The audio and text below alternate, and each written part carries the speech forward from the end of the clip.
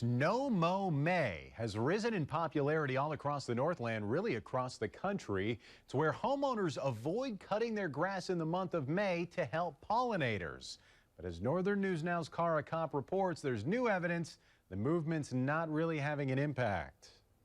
The snow is gone and your yard might be calling your name. Or maybe not if you're like Superior City Councilor Ruth Ludwig. We passed a resolution last March to begin the Mow May initiative, and a year later here we're continuing it. Ludwig, like many others across the nation, attempting to create a more suitable habitat for pollinators by letting their grass grow for the month.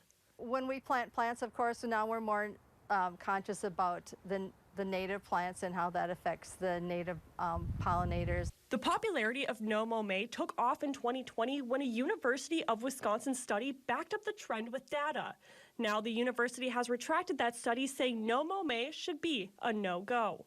I think on a scale of 1 to 10 on how much Mow May is actually helping pollinators, I'm going to punt and just say we don't know. In the month of May, cool season grasses, which is the average grass many Wisconsin yards have, grow excessively. Come June, cutting your grass can actually stress your yard more.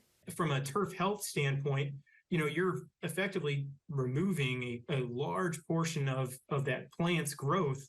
However, researchers say reducing how often you mow and increasing the height of your grass brings positive environmental impacts, as well as adding bee lawn plants to your yard.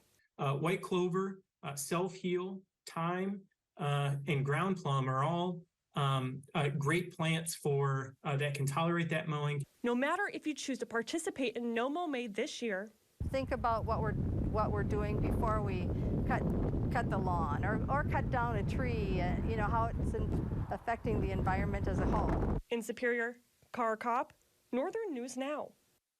And if you're interested in learning more about growing or maintaining a bee lawn, visit the link on our website.